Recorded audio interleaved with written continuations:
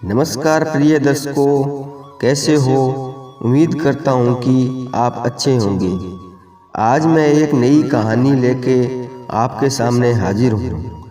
आज हम जानेंगे कि माता पिता को दुख कष्ट देने वाली औलाद के साथ क्या होता है। जब किसी के जीवन में किसी जीव, इंसान या जंतु की दुख कष्टों से भरी नकारात्मक ऊर्जा मंडराने लगती है तो ना तो वह व्यक्ति जीवन में कभी महान बन पाता है और ना ही जीवन भर सुखी रह पाता है। मरने के बाद तो उसका और भी ज़्यादा बुरा सफ़र शुरू हो जाता है। चलिए आज इस वीडियो में आपको विस्तार से समझाते हैं और धार्मिक कथा धुंधारी की तड़पती आत्मा के बारे में बताते हैं। अपने माता पिता की सेवा न करने वाला, अपने माता पिता को परेशान करने वाला, उन्हें दुखी करने वाला कभी महान नहीं बन सकता। ऐसा व्यक्ति आध्यात्मिक मार्ग में तो कभी भी तरक्की नहीं कर सकता। श्रीमद् भागवत के अनुसार गोकर्ण जब काफी लंबी तपस्या के बाद घर आए तो उन्होंने देखा कि उनका घर तो सुनसान पड़ा है, एकदम वीरानी छाई हुई है। उन्होंने जब भीतर प्रवेश किया तो एकदम खाली था उनका घर। किसी प्रकार से रात को रुकने की व्यवस्था की। रात को बहुत डरावनी आवाजें उन्हें आने लगी, जैसे अचानक कोई जंगली सूअर उनके कमरे के अंदर भागा आ रहा हो। फिर उल्लू व बिल्ली के रोने की आवाजें आने लगी। गोकर्ण समझ गई कि ये क्या है। वे कड़कती आवाज में बोले, कौन हो तुम, क्या बात है। गोकर्ण की कड़कती आवाज सुनकर अचानक रोने की आवाज आने लगी। कोई दिखाई नहीं दे रहा था, बस आवाजें ही आ रही थी। तभी वो रोती हुई मनुष्य की आवाज बोली, भाई मैं धुंधारी हूँ, मैं आपका भाई धुंधारी। मैं बहुत कष्ट में हूँ, मैं बहुत परेशान हूँ। मुझे भूख लगती है, मैं कुछ खा नहीं सकता हूँ।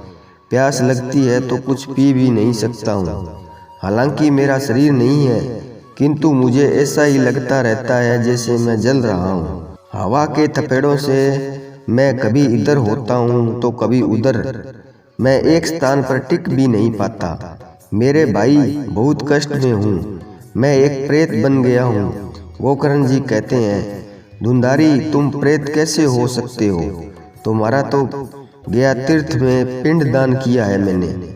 धुंधारी, मैंने पिताजी को इतना परेशान किया कि वे सह नहीं पाए और मेरी वजह से जंगलों में चले गए। उनके जाने के बाद मैं शराब के लिए, मीट इत्यादि खाने के लिए माँ से पैसे लेता था। जब माँ मना करती थी तो मैं माँ को मारता था। माँ मेरे अत्याचारों से, मेरे खराब व्यवहार से इतना दुखी हुई कि उसने कुएं में छलांग लगाकर आत्महत्या कर ली। भैया, जिसने अपने माता पिता को इतना कष्ट दिया हो उसका पिंडदान से कल्याण कैसे हो सकता है। भैया आप कुछ और उपाय सोचो, धुंधारी का कैसे भला हो सकता है। उसके लिए गोकर्ण जी ने सूर्यदेव से सलाह ली। सूर्यदेव जी ने कहा, गोकर्ण, भागवत भक्ति ही, श्रीमद् भागवत कथा अथवा कृष्ण की कथा ही धुंधारी का कल्याण कर सकते हैं और अन्य कोई उपाय नहीं है। उसके उपरांत श्री गोकर्ण जी ने गांव के सभी लोगों को इकट्ठा कर विधि विधान से श्रीमद् भागवत कथा का आयोजन किया। भगवान श्री कृष्ण की महिमा कीर्तन का आयोजन किया। वहीं पर एक बांस गाड़ दिया ताकि उसमें धुंधारी रह सके। हवा के थपेड़ों की वजह से वो हरि कथा से वंचित न हो। इस तरह से कृष्ण महिमा श्रवण करके श्रीमद् भागवत की कथा सुनकर धुंधारी का कल्याण हुआ। श्रीमद् भागवत गीता का मन से रसपान, अन्यथा उसने तो जीवन में इतने पाप किए थे कि उनसे मुक्त होना उनके लिए असंभव था।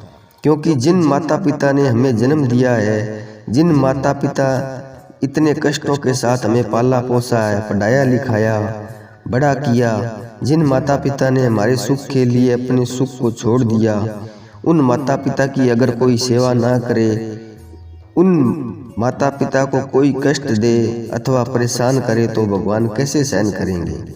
ये समय विचार करें। हर माता पिता को अपनी औलादों से यही उम्मीद रहती है कि वो उनके बुढ़ापे का सहारा बनेंगे, हमारे बाद उनके वंश को आगे बढ़ाएंगे। पूर्वजों की धरोहर हमारे दिए हुए संस्कारों और परंपराओं की पीढ़ी दर पीढ़ी समेट कर रखेंगे। लेकिन बहुत से बच्चे गलत संगत में पड़कर अपने संस्कारों, मर्यादित क्रियाकलापों को ताव पर रखकर ऐसे कर्मकांड करने लगते हैं जिससे माता पिता बहुत दुखी होते हैं। सेवा करना तो दूर, बात भी नहीं सुनते और बदजुबानी भी करते हैं। तो सोच लो ऐसे लोगों के साथ क्या होता है। आपके पास अभी भी वक्त है। अपनी गलतियों का पश्चाताप करने के लिए अपनी गलतियों को सुधारो। माता पिता की सेवा में खुद को पूर्ण समर्पित कर दो। रोज भागवत गीता का पाठ करो, सत्संग सुनो।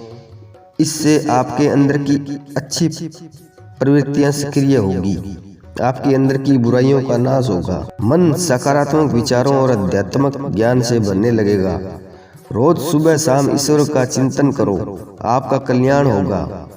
तो प्रिय दर्शकों, उम्मीद करता हूँ कि ये कहानी आपको अच्छी लगी होगी। तो मिलते हैं अगली कहानी में, तब तक अपना ख्याल रखना। जय श्री कृष्णा। धन्यवाद।